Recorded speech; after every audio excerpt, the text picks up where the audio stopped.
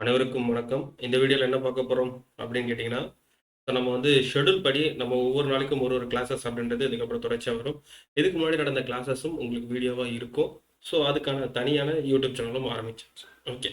So இன்னைக்கு என்ன விஷயங்கள் அப்படின்றத பார்க்கலாம். ஸோ இன்னைக்கு என்னன்னு கேட்டீங்கன்னா, நமக்கு உள்ளாட்சி அமைப்புகள், அதாவது லோக்கல் செல்ஃப் கவர்மெண்ட் அப்படின்னு சொல்லக்கூடிய டாபிக் தான் இன்னைக்கு நம்ம பார்க்க போறோம்.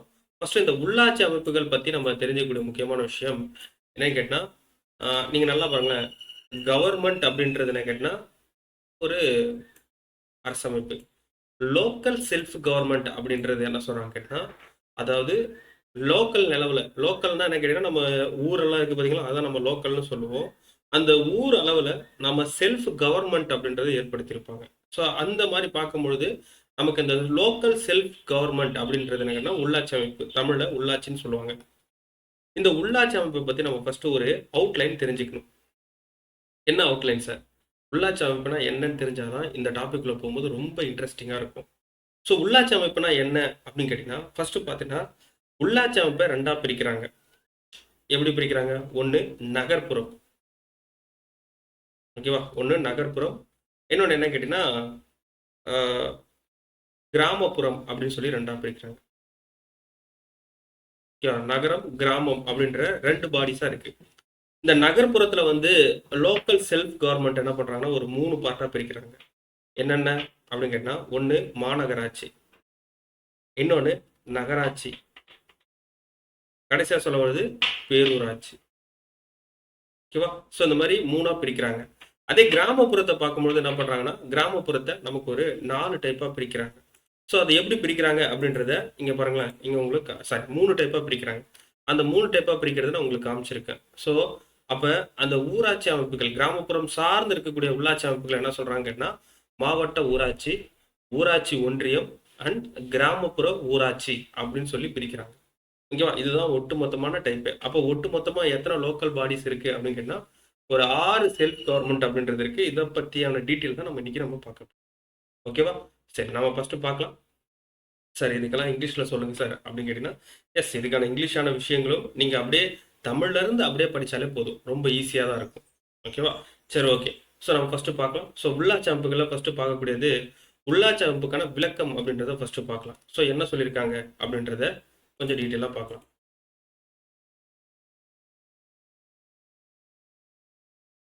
ஸோ என்ன சொல்லியிருக்காங்க அப்படின்னு கேட்டீங்கன்னா, ஒரு பகுதி அல்லது ஒரு கிராமம், சிறிய நகரம் அல்லது மாநகரம் போன்ற சிறிய சமூகத்தினை நிர்வாகம் செய்யும் அமைப்புகளுக்கு பேரு உள்ளாட்சி அமைப்புகள் அப்படின்னு சொல்லி சொல்றாங்க.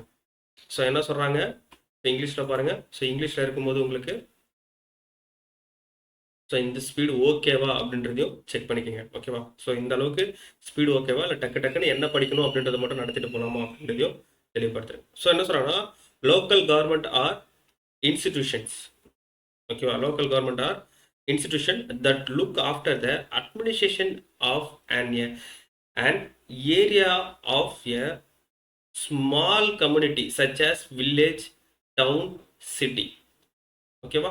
ஸோ என்ன சொல்றாங்கன்னா, லோக்கல் செல்ஃப் கவர்மெண்ட்ன்றது என்ன சொல்றாங்க, ஸ்மால் கம்யூனிட்டி, வில்லேஜா இருக்கலாம், டவுனா இருக்கலாம், சிட்டியா இருக்கலாம், இதெல்லாத்தையும் என்ன சொல்றாங்க, என்னவா கன்சிடர் பண்றாங்க, ஸ்மால் கம்யூனிட்டி, அதாவது சிறிய சமூக குழுக்களாக கன்சிடர் பண்றாங்க. இதை அட்மினிஸ்ட்ரேட் பண்ணக்கூடிய விஷயங்களுக்கு பேர் தான் லோக்கல் செல்ஃப் கவர்மெண்ட் அப்படின்னு சொல்லி நமக்கு இதுல சொல்லியிருக்காங்க.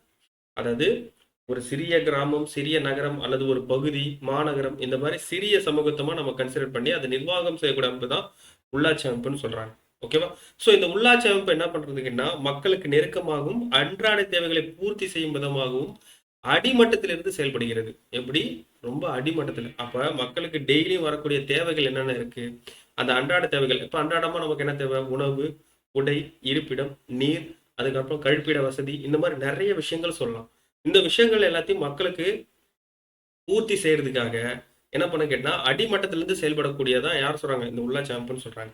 ஸோ இந்த உள்ளாட்சி அமைப்பை யார் தேர்ந்தெடுக்க, யார் நிர்வகிக்கிறாங்க அப்படின்னு கேட்டா, இந்த அமைப்பினுடைய உறுப்பினர்கள் யாரு கேட்டா, உள்ளூர் மக்களே, அங்க இருக்கக்கூடிய மக்களே என்ன பண்றாங்க, அவங்கள ஒரு குறிப்பிட்ட பீப்புளை செலக்ட் பண்ணி அந்த ஆட்சியை நடத்துறாங்க. ஸோ இதுக்குதான் என்ன சொல்றாங்கன்னா, லோக்கல் செல்ஃப் கவர்மெண்ட் அப்படின்றது சொல்லியிருப்பாங்க.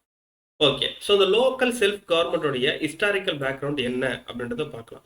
ஸோ ஃபர்ஸ்ட் என்ன கேட்டா, இந்த உள்ளாட்சி அமைப்பு அப்படின்றது ரொம்ப காலத்துல இருந்தே இருக்கு, இந்தியாவுல இருக்கு அப்படின்றத சொல்றாங்க. இத ஃபர்ஸ்ட் எங்க இருந்து பார்க்குறாங்க அப்படின்னு கேட்டா, பிற்கால சோழர்கள் இல்ல தஞ்சை சோழ பேரரசு. இந்த காலத்துல வந்து இந்த லோக்கல் செல்ஃப் கவர்ன்மென்ட் அப்படின்றது உச்சநிலை அடைஞ்சதா அப்படின்றதையும் சொல்லியிருக்காங்க. அது மட்டும் இல்லாம மௌரிய பேரரசு காலத்திலயும் இந்த உள்ளாட்சி அமைப்புகள் இருந்ததாகவும் சொல்லியிருக்காங்க. அது மட்டும் இல்லாம இந்தியா முழுவதும் உள்ளாட்சி அமைப்புகள் பல்வேறுபட்ட அம்சங்களுடன் காணப்படுகின்றன. இப்ப நிறைய இதுல காணப்படுது. ஓகேவா? அப்ப சோழர் காலத்துல இருக்கு, மௌரியர் காலத்துல இருக்கு. இந்த மாதிரி எல்லா இடத்துலயும் என்ன பண்றாங்க? உள்ளாட்சி அமைப்பை பத்தி பேசிட்டே வராங்க. அது பெருசா பேசப்பட்டது யாருன்னு கேட்டா, ரிப்பன் பிரபு. அதாவது ஆங்கிலேயர்கள் ஆட்சி காலத்துல. சோ அந்த ஆங்கிலேயர்கள் ஆட்சி காலத்துல என்ன பண்றாங்க கேட்டா, ரிப்பன் பிரபு அப்படின்றவரு 1820, ஓகேவா, நவம்பர் 19, நவம்பர் கிடையாது, ஜூலைல வருவார். ஸோ ஜூலை 1880 அவர் வந்து என்ன பண்ணுவார் கேட்டா, இங்க வந்து வைஸ்ராயா வருவார். ஓகேவா? ஸோ கவர்னரா இங்க வருவாரு அந்த பிரிட்டிஷ் ஆட்சி காலத்துல. அப்போ வந்து என்ன பண்ணிருப்பாங்க கேட்டா, 1882 ஒரு தீர்மானத்தின்படி இங்க நிறைய விஷயத்தை ஏற்படுத்துவார். ஏன்னு கேட்டா, அப்ப ரிப்பன் பிரபு வரும்பொழுது அந்த டைம்ல இருந்த இங்கிலாந்துடைய பிரதமர் என்ன சொல்லி அனுப்புவார்னா, இல்ல உங்களுடைய குறிக்கோள் ரெண்டு குறிக்கோளா தான் இருக்கணும். என்ன குறிக்கோள் அப்படின்னு கேட்டா, இந்தியர்களுக்கு நீங்க ஃபேவரா தான் நடந்துக்கணும் அப்படின்னு சொல்லி ரிப்பன் பிரபு அனுப்பிவிடுவாங்க. ஸோ அதே மாதிரி நிறைய விஷயங்கள் ஃபேவரா பண்ணியிருப்பார். அந்த விஷயத்துல மட்டும் முக்கியமான விஷயம் என்ன கேட்டா, அந்த உள்ளாட்சி அமைப்பை சீர்திருத்தம் பண்ணியிருப்பார். ஓகேவா?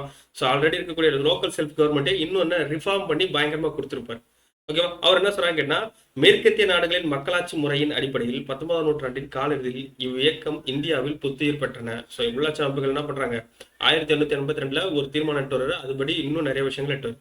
அந்த வழி எட்டு வந்ததுதான் மாடர்ன் லோக்கல் செல்ஃப் கவர்னன்ஸ், அதாவது நவீன உள்ளாட்சி அப்படின்னு சொல்லக்கூடியதை ரிப்பன் பிரபு எட்டு வர்றாரு. ஓகேவா? அதனாலதான் என்ன சொல்றாங்க, உள்ளாட்சி அமைப்பின் தந்தை அப்படின்னு சொல்லி யார் சொல்றாங்க, ரிப்பன் பிரபு சொல்லியிருப்பாங்க. ஓகேவா? ரிப்பன் எங்கள் அப்பன் அப்படின்னு சொல்லி நிறைய விஷயத்துல நிறைய பேர் சொல்லியிருப்பாங்க, நீங்க கேள்விப்பட்டிருப்பீங்க. ஓகேவா? ஸோ அதனால ரிப்பன் பிரபு என்ன சொல்றாங்க, உள்ளாட்சி அமைப்பின் தந்தை அப்படின்னு சொல்லியிருப்பாங்க. Father of local government of laying the foundation of local self government in modern times. ஓகேவா? அந்த டைம்ல டைமுக்கு ஏற்ற மாதிரி ஒரு மாடர்னான விஷயத்த அறிமுகப்படுத்தியிருப்பார். இதெல்லாம் நோட் பண்ணி வச்சுங்க. ஏன்னு கேட்டால் நமக்கு வந்து எஸ்ஐபிசி எக்ஸாம்லாம் நமக்கு அதிகமாக கேட்கக்கூடிய கொஸ்டின் இந்த மாதிரி தான். Father of local government. அப்ப உள்ளாட்சி அமைப்பின் தந்தை யாருன்னு கேட்டா நமக்கு வந்து ரிப்பன் பிரபு சொல்லணும். ஃபர்ஸ்ட் டைம் படிக்கிறவங்க நல்லா நோட் பண்ணி வச்சுங்க. ஓகேவா? சரி, அடுத்தது என்ன பண்றாங்க கேட்டா, அவர் 1882 எட்டு வந்த ஆக்ட் படி. அதுக்கப்புறம் என்ன கேட்டா 1935 1935 என்ன கேட்டா இந்திய அரசு சட்டம் அப்படின்றத எட்டு வராங்க. இது என்ன பண்ணுது கேட்டா, மாகாணங்களில் தன்னாட்சியை ஏற்படுத்தக்கூடியது. அப்ப என்ன சொல்றாங்க இங்கிலீஷ்ல பாருங்க, under the government act of India 1935 the provincial autonomy was introduce. So provincially autonomous. So அப்போ மாகாணங்கள் என்ன பண்ணலாம்னா தன்னிச்சா முடிவெடுக்கலாம் அப்படின்னு ஒரு சட்டத்தை எடுத்துட்டு வராங்க. இந்த சட்டம் எப்போ நடைமுறைக்கு வருதுன்னா 1937 நடைமுறைக்கு வருது. இதெல்லாம் நோட் பண்ணி வச்சுங்க, இம்பார்ட்டன்டான பாயிண்ட்ஸ் இதெல்லாம் கேட்பாங்க. அப்ப காங்கிரஸ் கட்சி ஆட்சி அமைத்த மாகாணங்களில் ஊரக வளர்ச்சிக்கு சிறப்பு கவனம் அளிக்கப்பட்டது அப்படின்றத சொல்றாங்க. ஸோ என்ன சொல்றாங்கன்னா, the Congress formed the government, the rural development receive the special attention. ஓகேவா? அந்த ரூரல் டெவலப்மெண்ட் என்ன பண்றாங்க, ஸ்பெஷல் அட்டென்ஷன் அப்படின்றது எடுத்துட்டு வராங்க அப்படின்றதையும் நமக்கு இங்க சொல்லியிருக்காங்க. ஓகேவா? அந்தபடி என்ன பண்றாங்கன்னா, பஞ்சாயத்து ராஜ் அமைப்புகள் கிராமங்களில் இருந்து நகரங்கள் வரை கட்டமைக்கப்பட வேண்டும். அப்ப அந்த லோக்கல் செல்ஃப் கவர்மெண்ட் என்ன பேர் வைக்கிறாங்க, பஞ்சாயத்து ராஜ்னு பேர் வைக்கிறாங்க. இந்த பஞ்சாயத்து ராஜ் இன்ஸ்டிடியூஷன் என்ன பண்றாங்கன்னா, we build up the from village to highest level. ஓகேவா? வில்லேஜ்ல இருந்து என்ன பண்றாங்க, கிராமப்புறத்துல இருந்து நகரப்புறம் வரைக்கும் ஹையஸ்ட் லெவல் எது இருக்கோ அது வரைக்கும் என்ன பண்றாங்கன்னா பஞ்சாயத்து ராஜ் அப்படின்றத அமைப்பை கட்டமைக்கணும் அப்படின்னு சொல்றது காந்தி திட்டங்களின் ஒரு முக்கிய கூறாக இருந்தது. அதை வந்து யாரு பண்றாங்க, காங்கிரஸ் அப்படின்றது பண்றாங்க. ஓகேவா? ஸோ அதுக்கப்புறம் என்ன கேட்டீங்கன்னா, இங்க பாத்தீங்கன்னா தெரியும், இந்திய விடுதலைக்கு பின்பு அரசமைப்பின் உருவாக்கியவர்களில் காந்தியடிகள் கிராமப்புற தன்னாட்சி கொள்கையினை பெரிதும் கவனம் கொண்டு செயலாடினார். அதாவது என்ன கேட்டீங்கன்னா, அந்த கிராமப்புற தன்னாட்சி அப்படின்றது என்ன கேட்டீங்கன்னா, வில்லேஜ் அட்டானமஸா செயல்படணும் அப்படின்னு சொல்லி காந்தியடிகள் நிறைய விஷயங்கள்ல எட்டு வந்தார். ஓகேவா?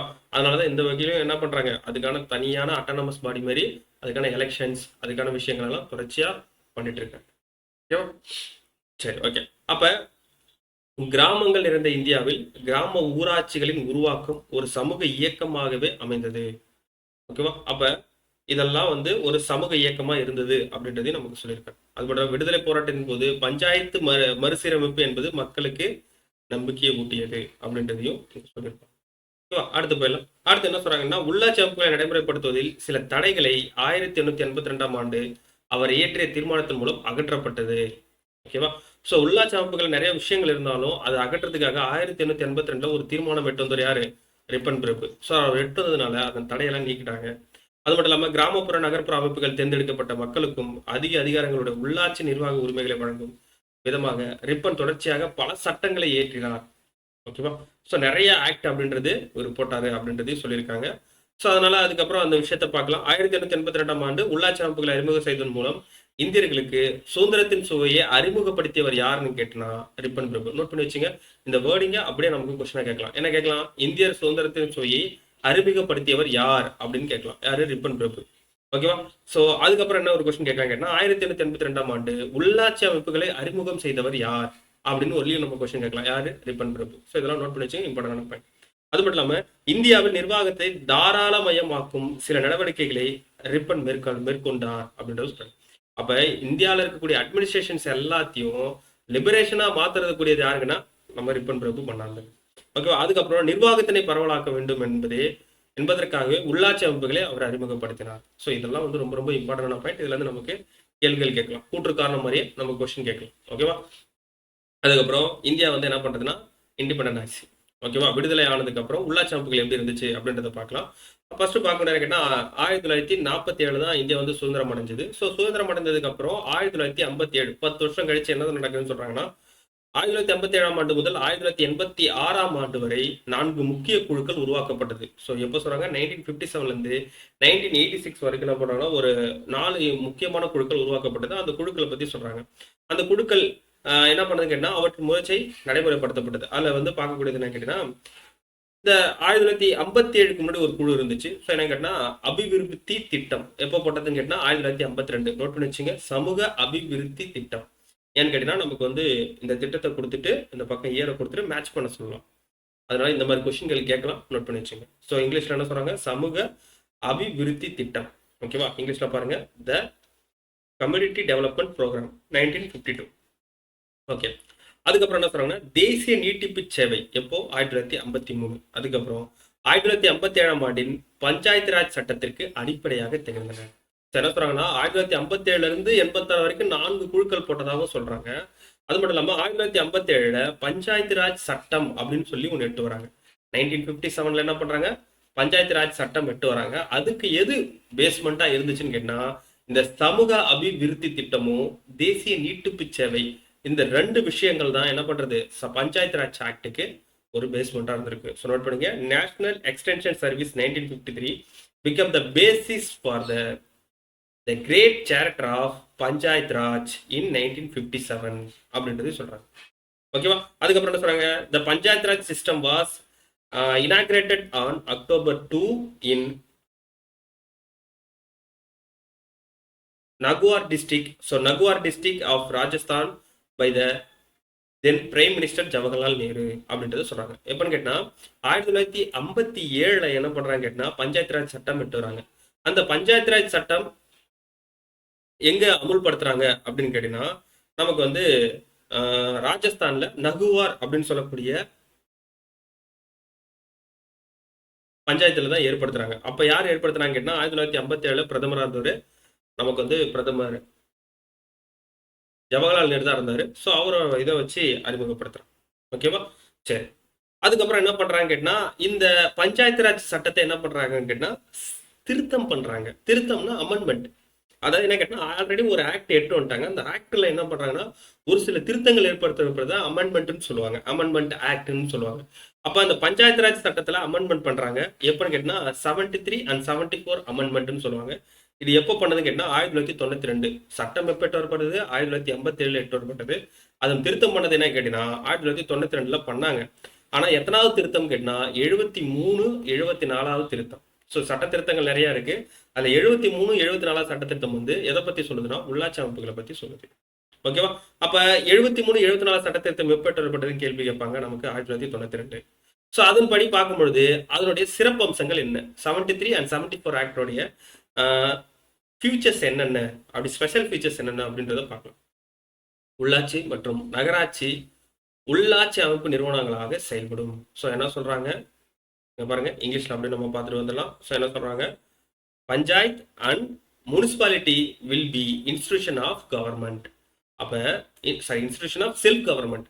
அந்த செல்ஃப் கவர்மெண்ட்ல இன்ஸ்டிடியூஷனா இருக்கக்கூடிய யாருங்கன்னா பஞ்சாயத்து அண்ட் முனிசிபாலிட்டி, உள்ளாட்சி அமைப்புகளும் நகராட்சியும் என்ன பண்றாங்க, உள்ளாட்சி அமைப்பு நிறுவனங்களாக செயல்படும் அப்படின்றத சொல்றாங்க. அடுத்து பாருங்களேன், குடியரசு அமைப்பின் அடிப்படை அலகுகள். வாக்காளர்கள் வாக்காளர்களாக பதிவு செய்யப்பட்டுள்ள உரிய வயதுடையோரை கொண்ட கிராம சபைகள் மற்றும் பகுதி குழுக்கள் ஆகியன. ஓகேவா? ஸோ என்ன சொல்றாங்க கேட்டீங்கன்னா, இதனுடைய அடிப்படை அழகா யார் இருக்கான்னு கேட்டீங்கன்னா மக்கள் தான் இருக்காங்க அப்படின்னு சொல்றாங்க. ஸோ அதுல கிராம சபான்னு சொல்லக்கூடியது வில்லேஜ், கமிட்டின்னு சொல்லக்கூடியது முனிசிபாலிட்டி அப்படின்றது சொல்லியிருக்காங்க. அதுக்கப்புறம் போலாம். ஸோ கிராமங்களுக்கு இடையில் காணப்படும் வட்டாரம், வட்டம், மண்டலம் மற்றும் மாவட்ட அளவில் ஊராட்சிகள் மூன்றடுக்கு முறையில் செயல்படுகின்றன. நோட் பண்ணி வச்சுங்க. ஸோ அப்போ 73-74 ஆக்ட் என்ன சொல்றாங்கன்னா, இந்த ஊராட்சி அப்படின்றது மூன்று அடுக்கு முறை. ஓகேவா? ஸோ 3 டயர் சிஸ்டம்னு சொல்லுவாங்க. பஞ்சாயத்துல என்ன சொல்றாங்கன்னா 3 tier system. Village, taluka, district level அப்படின்னு சொல்லி பஞ்சாயத்தை 3ஆ பிரிக்கிறாங்க. நோட் பண்ணி வச்சுங்க. இம்பார்ட்டன்டான பாயிண்ட்.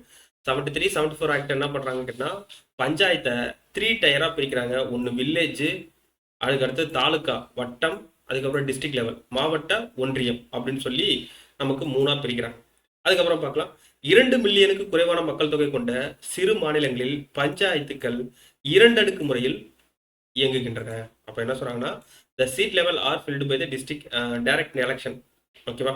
ஸோ என்ன சொல்றாங்க அப்படிங்கன்னா, சரி இதுல கொடுக்கல, என்ன சொல்றாங்க கேட்டா இங்கிலீஷ்ல கொடுக்கல, தமிழ்ல கொடுத்துருக்காங்க. 2 மில்லியனுக்கு 2 மில்லியன் அப்படின்னா என்ன சொல்றாங்க, எஸ் 20 லட்சம் மக்கள் தொகை. ஸோ 20 லட்சம் மக்கள் தொகை கம்மியா இருக்கக்கூடிய மாநிலங்கள், ஸ்டேட்ஸ்ல என்ன பண்றாங்கன்னா, 20 லட்சத்துக்கு கம்மியா இருக்கக்கூடிய மக்கள் தொகை கம்மியா இருக்கக்கூடிய ஸ்டேட்ஸ்ல 2 அடுக்கு பஞ்சாயத்து முறை. ஓகேவா? அப்ப 20 லட்சத்துக்கு மேல இருக்கக்கூடியவங்களுக்கு தான் என்ன பண்றாங்க, 3 அடுக்கு பஞ்சாயத்து முறை. நோட் பண்ணிக்கங்க, இதெல்லாம் இம்பார்ட்டன்டான பாயிண்ட். ஓகேவா? ஸோ இவங்களுக்கான எலெக்ஷன் அப்படின்றது என்ன, நேரடி தேர்தல், டைரக்ட் எலெக்ஷன் அப்படின்றது சொல்றாங்க. நேரடி தேர்தலாம் மக்கள் மூலயமா தேர்ந்தெடுக்கக்கூடியது அப்படின்றது சொல்லியிருப்பாங்க. ஓகேவா? அது மட்டும் இல்லாம அனைத்து அளவு நிலைகளையும் பஞ்சாயத்து தலைவருக்கான இடங்களில் பட்டியல் இனத்தவர் மற்றும் பழங்குடியினர் ஆகியோர்களுக்கு மக்கள் தொகையின் விகிதாச்சார அடிப்படையில் இடஒதுக்கீடு அளிக்கப்படும். அதான் சொல்றாங்கன்னா SC and SCA and ST category. So இந்த கேட்டகரியில இருக்கிறவங்களுக்கு, அதாவது எஸ்சி எஸ்டி கேட்டகரி, ஸோ இந்த எஸ்சி எஸ்டி கேட்டகரியில் இருக்கவங்களுக்கு உங்களுக்கு மக்கள் தொகையில எவ்வளவு சதவீதம் இருக்காங்களோ அதுக்கேற்ற மாதிரி இந்த பஞ்சாயத்து தலைவர்களுக்கான, அதாவது சேர்மன் சொல்லுவாங்கல்ல, அந்த இடங்கள்ல அவங்களுக்கு இடஒதுக்கீடு கொடுக்கப்படும் அப்படின்றதையும் சொல்லியிருக்காங்க. ஓகேவா? ஸோ அடுத்து போலாமா? ஸோ அடுத்து போயிடலாம்.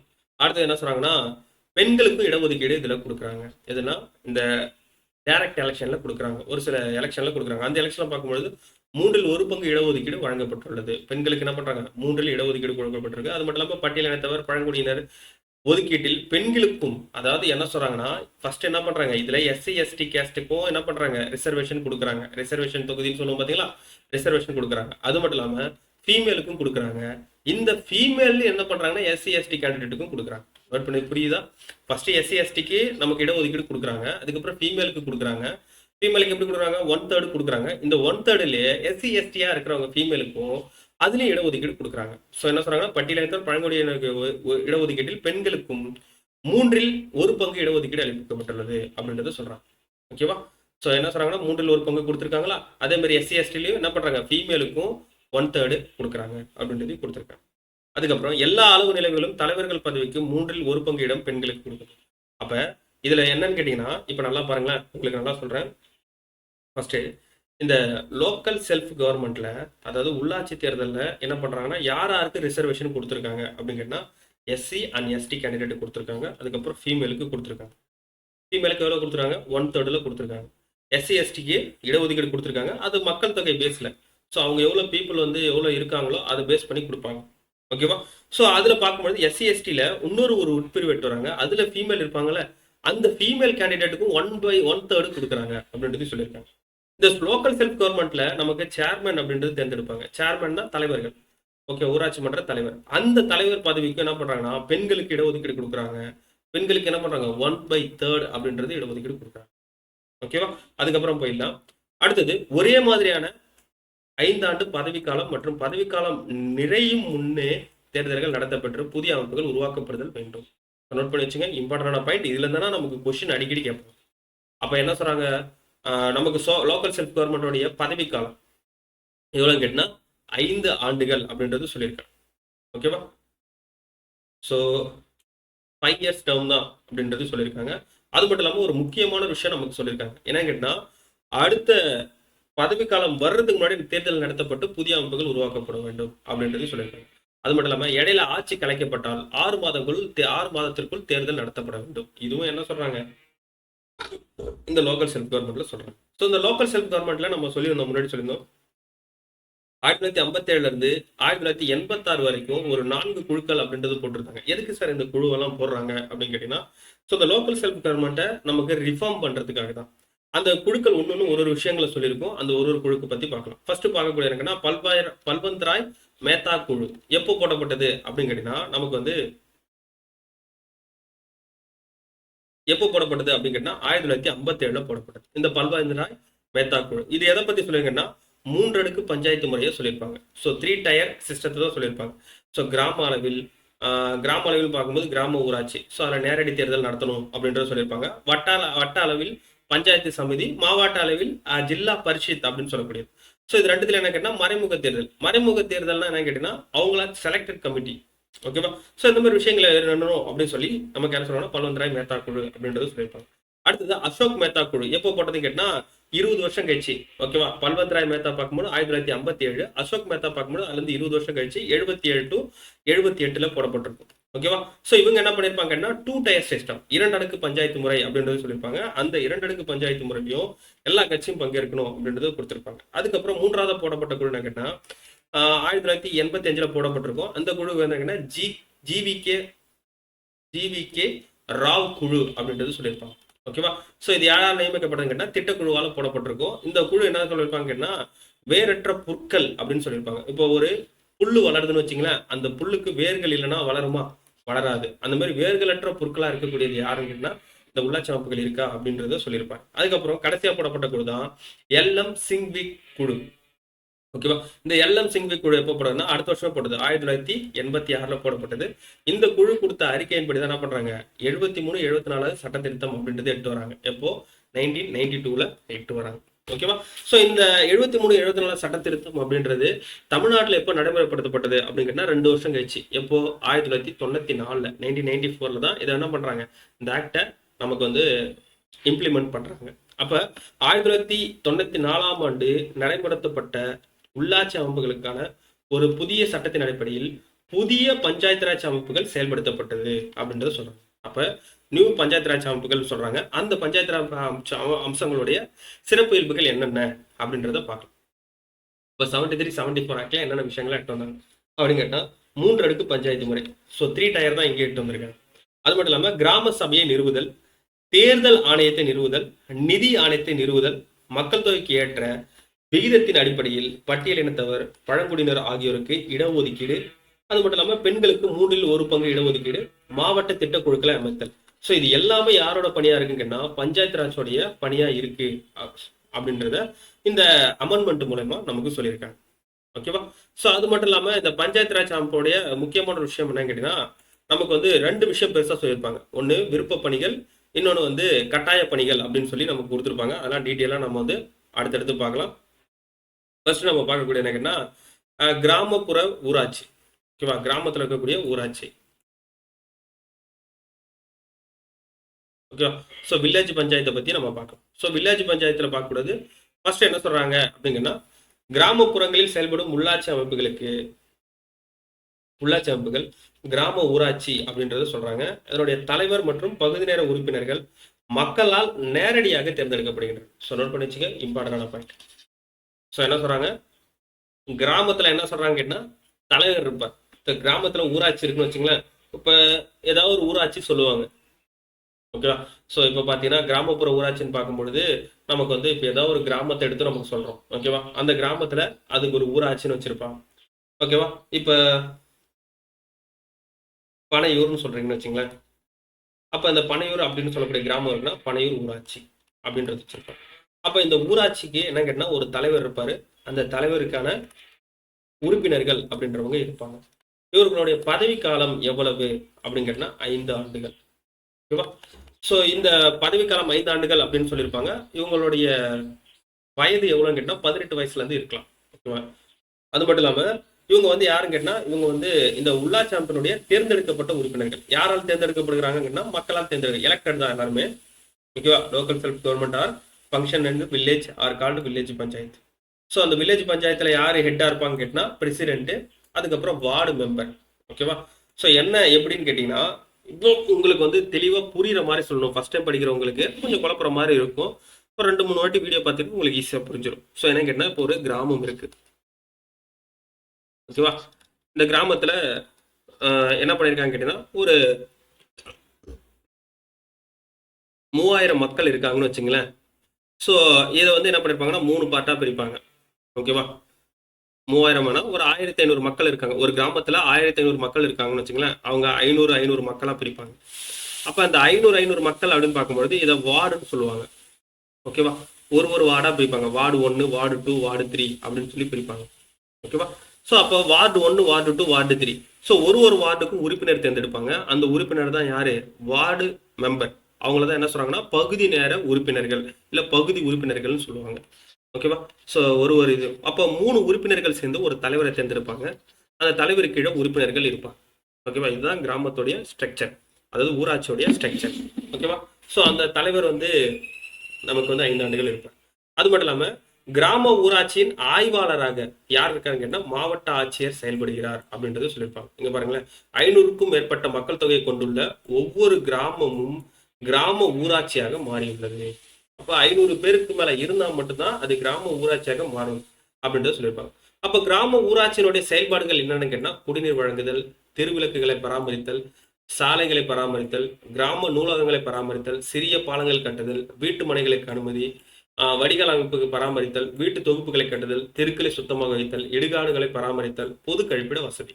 ஸோ இதெல்லாம் என்ன கேட்டா கிராம ஊராட்சியினுடைய செயல்பாடுகள். இதை அவங்க கட்டாயமா பண்ணி தான் ஆகணும். ஓகேவா? ஸோ இங்க கொடுத்துருக்காங்க பாத்தீங்கன்னா வாலண்டரி ஃபங்க்ஷன், கட்டாயமா இதை பண்ணி தான் ஆகணும்.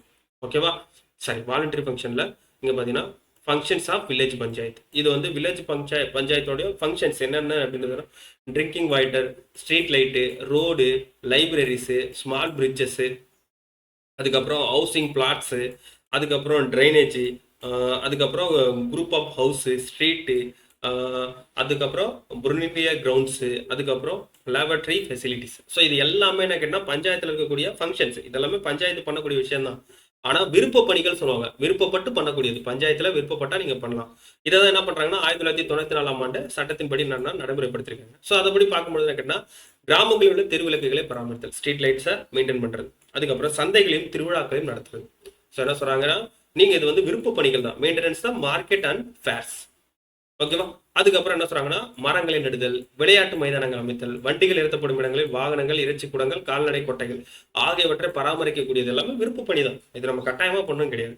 அடுத்தது பொருட்காட்சி நடைபெறும் இடங்களை கட்டுப்படுத்துதல். ஸோ இது எல்லாமே நமக்கு விருப்ப பணி தான், கிராமத்தில் இருக்கக்கூடிய ஒரு விருப்ப பணி தான். ஓகேவா?